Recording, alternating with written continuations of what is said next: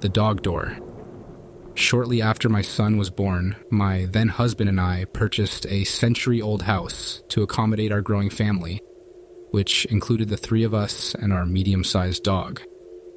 Having spent my childhood terrified of the dark, thanks to a disturbing incident involving a neighbor boy peering into my bedroom window, I constantly reassured myself that the creaks, thumps, and odd noises were simply the sounds of an aging house. The old-growth trees brushed against the roof and windows at night. The finicky, radiant heat groaned through the pipes, and the backyard gate, which refused to stay shut, clanked endlessly in the wind. Whenever I heard an unfamiliar sound, rather than investigate, I would burrow deeper under my blankets like any reasonable adult. When my marriage ended, I kept the creaky house, and he took the dog. When my son was still small, the two of us were watching a movie in the front room at dusk when my phone suddenly died. Being somewhat disorganized, my single charger was often misplaced, and that evening, I found it in the kitchen. As I stepped inside to plug in my phone, an unsettling chill ran through me, a creeping, instinctive certainty that something was terribly wrong. Turning toward the window, I saw that, once again, the backyard gate was wide open, but this time, someone was sitting cross-legged in the yard, staring at the house. They wore a hood and dark sunglasses, despite the dimming daylight. Even as I stepped closer to confirm I wasn't imagining things, they remained completely still, their eerie lack of movement only deepening my unease. They could clearly see me. I was certain of it. And yet, they did not react. Not even when it was obvious I had noticed them. Heart pounding, I quickly locked the back door, grabbed my phone and charger, and rushed to my laptop. I messaged the first person I saw online, explaining that a stranger was in my yard. My phone was dead, and if they didn't hear from me soon, they needed to call the police. I had assumed that once the intruder realized they had been spotted, they would leave. But as I waited anxiously, staring at my useless phone, my unease deepened. After an awkward conversation with my son about why we weren't going back to the kitchen for a glass of water, my phone finally powered on, and I immediately dialed 911. Though I tried to remain calm, I begged the dispatcher to send an officer, explaining that while the person was likely gone, their unblinking stare had been deeply unsettling. Keeping me on the line, the dispatcher asked if I could discreetly check the yard and verify if they had left.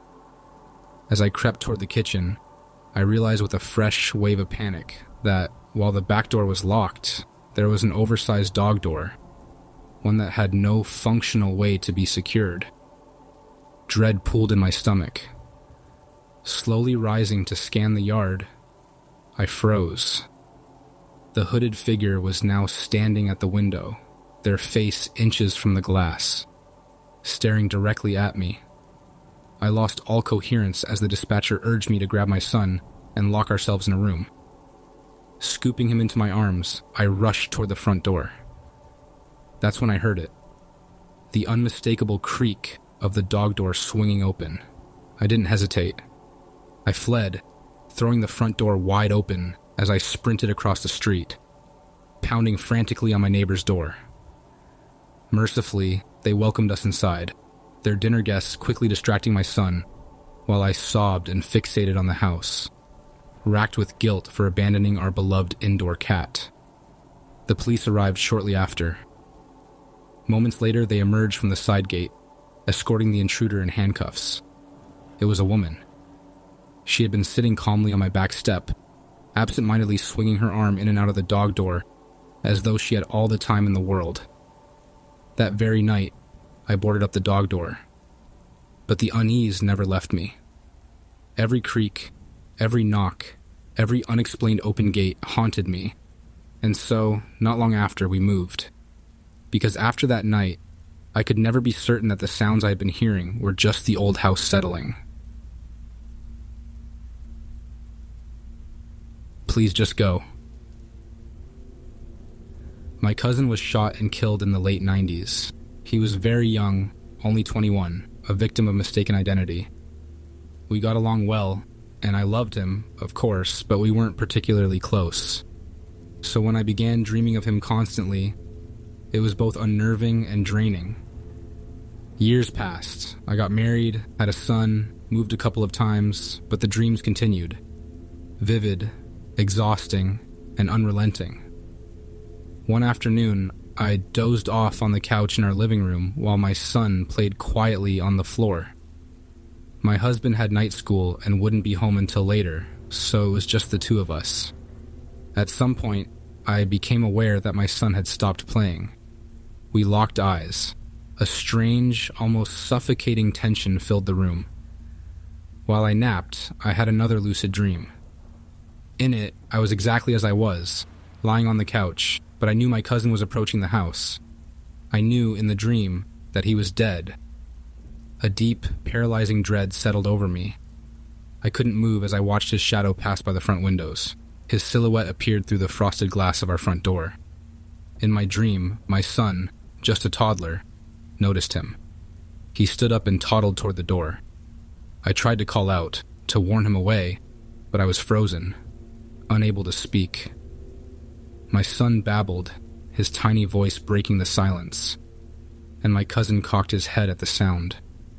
Somehow, I found the strength to move. I gathered my son into my arms and, heart pounding, silently pleaded, "I'm so sorry, Stephen. But please, I can't. Please go. Please just go." His shoulders slumped. He hesitated, then turned away. I felt a wave of sorrow, but the fear never let up. I peered through the window beside the door and watched him walk away, disappearing around the garage. Then I jolted awake. Everything was normal. My son was still playing on the floor. The house was quiet. Shaken, I picked up a book to distract myself. At some point, I set it down and glanced at my son. He had stopped playing again. We just stared at each other.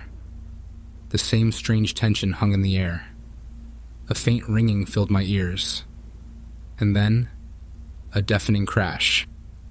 Our glass screen door had shattered.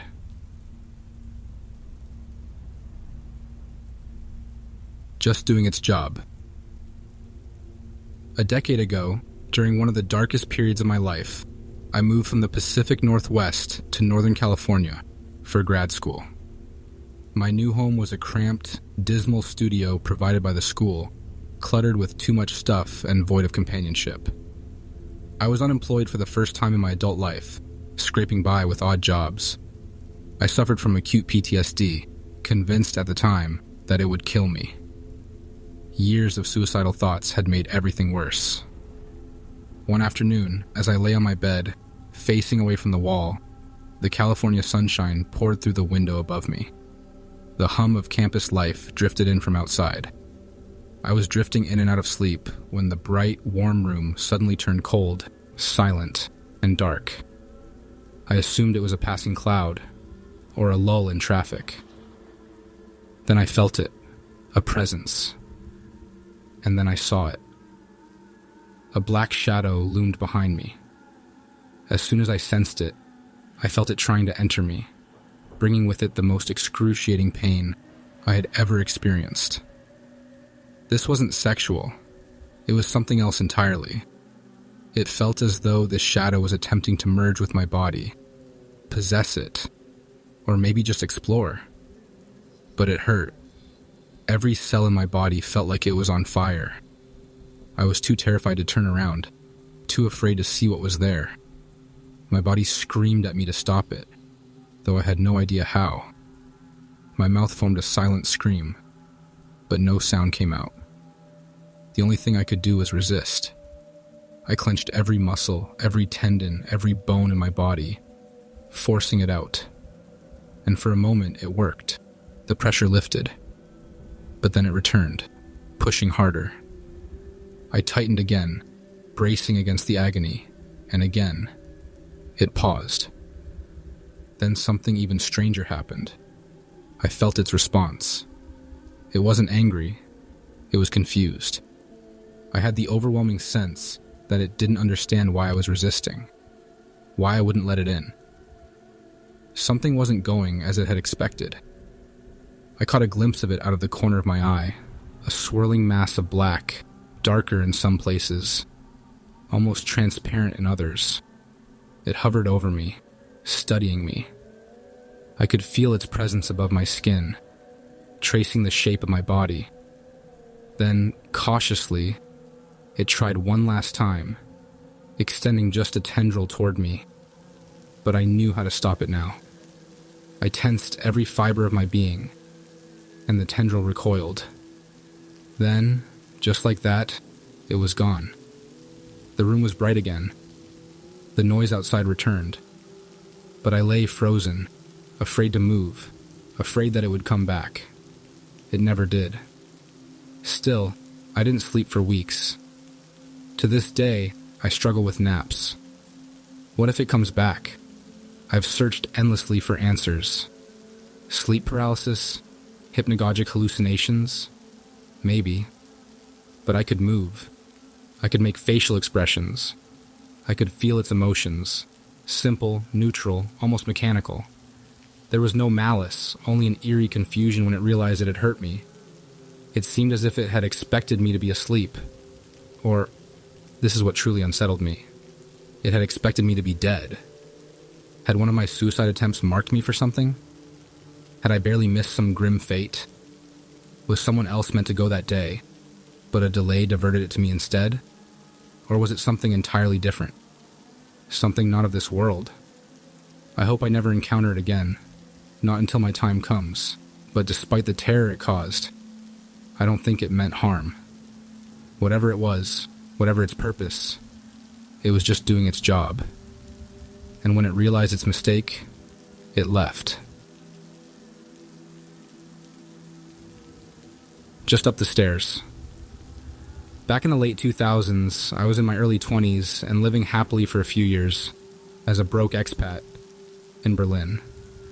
One of my roommates, who was from the UK, and I were out late-ish seeing a band play, maybe around midnight or 1 a.m., and afterwards we were headed home, walking through a relatively central but quiet part of the city, towards a subway station entrance. We were in high spirits after a couple drinks and a fun night out. Not too drunk, just a little tipsy, and we were laughing and chatting, probably somewhat loudly, as we headed arm in arm towards the subway entrance, which was ahead of us down at the far end of a long, quiet street.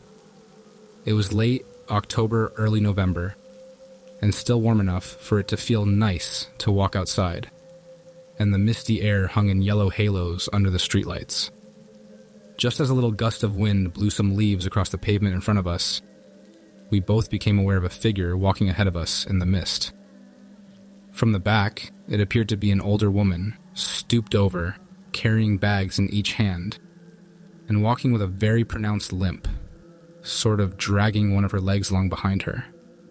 We were speaking English and nearly about to pass around her on the sidewalk, when the woman cried out rather exaggeratedly, in English, but with a thick German accent, "Oh, help! Won't somebody help me?" She didn't sound frightened or worried, so much as deeply, demanding, and her tone of voice suggested she expected to be helped. My roommate tried to keep us moving ahead past her, but I softened and slowed down my pace, because after all, this was an elderly woman, carrying bags late at night, and she clearly couldn't walk very well. I asked her what she needed help with, and she said, "It's my leg. Help me carry the bags. I live just over there." And she nodded towards an apartment building entryway a half a block up the street. My inner Good Samaritan instincts kicked in, and I responded automatically. "Oh, of course we'll help you." My roommate seemed decidedly less enthused for some reason, but begrudgingly followed me as we each grabbed one of the woman's bags and carted them to the doorstep up the street. As the woman's face came into sharper relief underneath a nearby streetlight, I realized that she looked exactly like a witch out of a German fairy tale.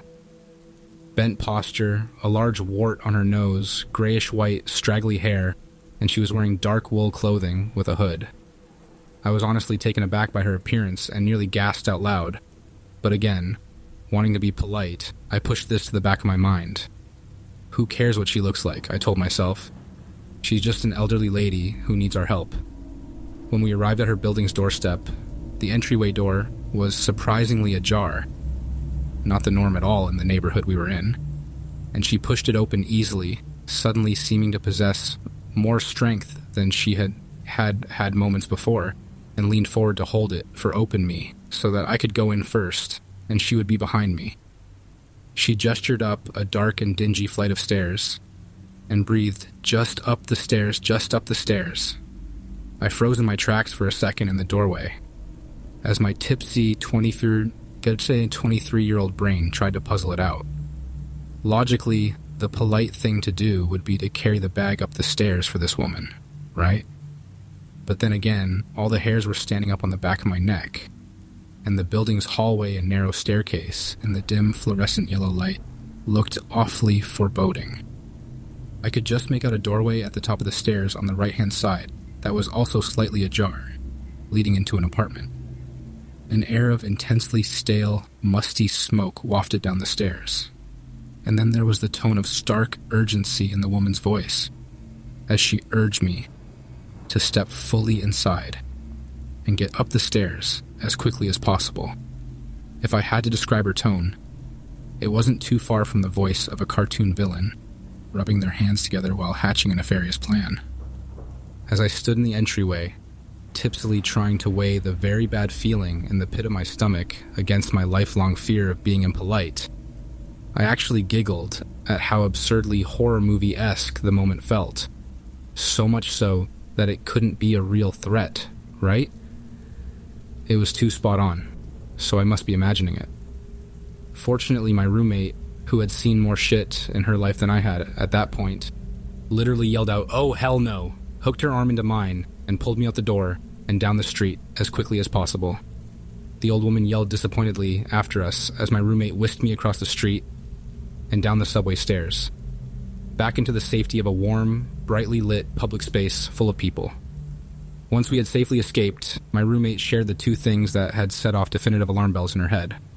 One, she was certain that the woman's limp wasn't there initially as she walked ahead of us, and that it had only appeared as we got closer to her.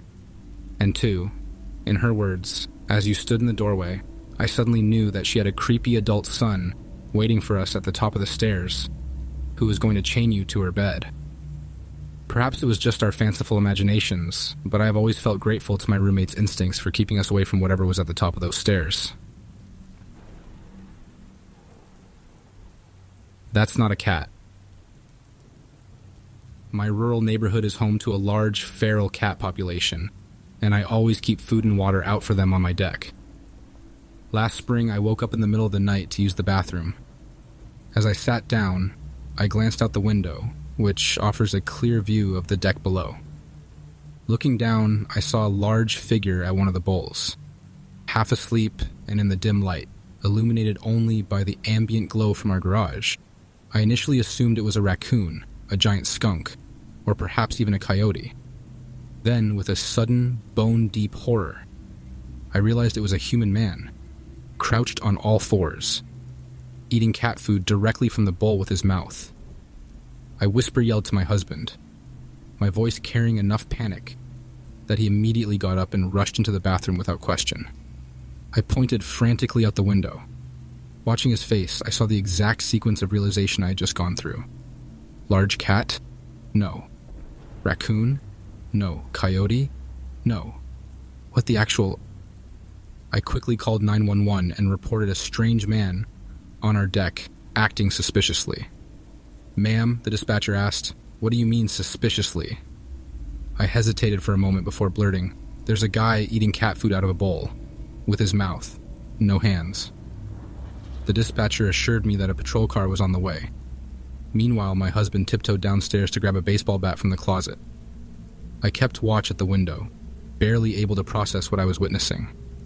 At some point, the man must have stopped eating. There wasn't much food out, and unless he was nibbling kibble by kibble, he would have finished quickly, but he remained crouched in the same hunched position over the bowl, his face obscured by the hood of his sweatshirt. Then, with the most skin-crawling sense of horror, I realized it was a human man crouched on all fours, eating cat food out of the bowl with his mouth. Minutes dragged by. It felt like hours. Then headlights appeared down the road. The man must have noticed them too, because he suddenly stood up, stretched casually, and strolled off the deck into the darkness beyond our yard, vanishing without a trace. The police cruiser remained parked in our driveway for the rest of the night. The next morning, we installed motion-activated lights and a security camera. We also stopped leaving food on the deck overnight. Since then, we haven't had any unwelcome visitors, but the memory lingers. Even now, I hesitate before looking out the window at night, afraid of what I might see staring back at me. The night terrors. Many years ago, our son went through a harrowing phase of extreme night terrors that eventually evolved into sleepwalking. He was only 3 years old and not yet very articulate. Strangely, he never seemed to remember the episodes and showed no fear of sleeping alone. Each night, he would willingly go to bed, and we'd check in on him to find his tiny sneakers neatly placed beside his bed, his small frame curled under the covers. We discovered that allowing him to sleep in our bed completely prevented these episodes. Though it was a tight squeeze, it was far better than the alternative. But soon after adopting this solution, the sleepwalking began. One night, I felt him clamber over me. Groggily assuming he needed the bathroom, I drifted back to sleep. Moments later, I was jolted awake by his terrified screams. My husband found him standing next to his bed, shaking uncontrollably, his eyes dilated and blank with terror. We carried him back to our room, holding him close until he finally drifted off again. This pattern continued for weeks, until my mother enlisted the help of a self-proclaimed curandera, a healer or witch doctor who came to cleanse our home. She claimed our house held negative energy from past tenants and that the spirits of restless children had attached themselves to our son. Her words were chilling, and though we had experienced odd occurrences before, nothing was as distressing as our son's suffering. After the cleansing, the night terrors ceased, but other inexplicable disturbances escalated. We continued to have our son sleep in our room, too afraid of another episode. Soon we encountered knocking within the walls. Doors would open on their own. Pictures flew off walls. Doors slammed shut just as we approached, despite no one being on the other side. Once, we even saw the shadowy figure of a man walking through our home, but when we checked outside, there was no one there. The final straw came when both my husband and I had the same nightmare on the same night. We woke up drenched in sweat, seeking comfort, only to realize we had dreamed nearly identical horrors.